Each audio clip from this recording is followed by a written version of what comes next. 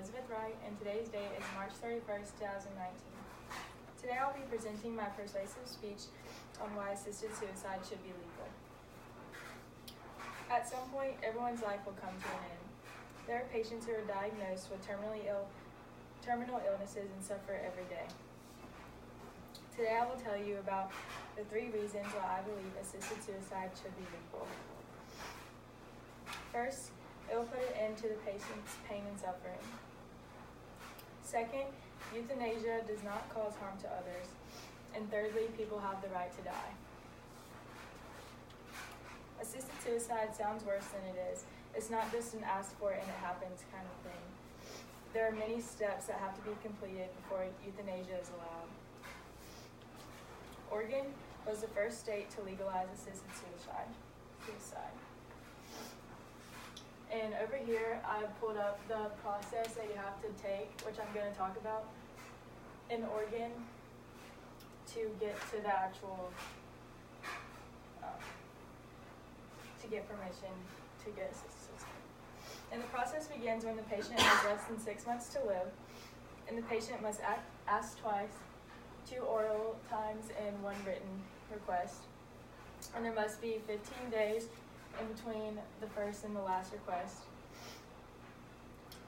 And then you have to make a written signed request to a second doctor, where then the patient is referred to a consultant for a second opinion on whether the condition is indeed terminal and to verify that they are mentally competent to make the decisions about their health. They must also be told about alternatives such as hospice and advised to talk to their family. The patient is also told that it is okay to change their mind at any time.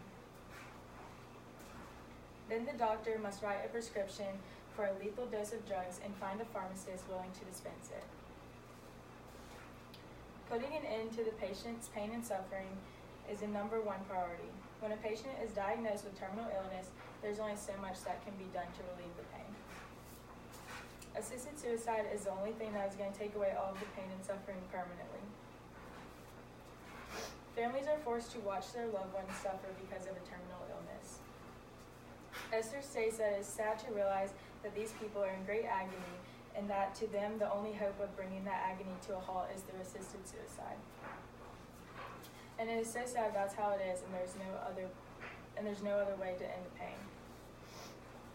Another reason why I believe assisted suicide should be legal is that the euthanasia does not cause harm to other people. Euthanasia is another term for assisted suicide, and is defined as the painless killing of a patient suffering from an incurable or painful disease. It is not meant to cause harm to anyone, but to take away one's pain and suffering. Anderson says, euthanasia as a choice infringes on no such fundamental rights. Death by its nature is a private affair. Assisted suicide involves direct harm and the termination of life only to the individual who has requested it. A person cannot request euthanasia for another person, therefore it is causing no harm to anyone else. Lastly is that people have the right to die. It is the individual's own choice and nobody can make them do it. Everyone has the right to a good death no matter the circumstances. Whether you die of old age and hospice is trying to make it as best as they can for you, everyone has the right to go out as easy as possible.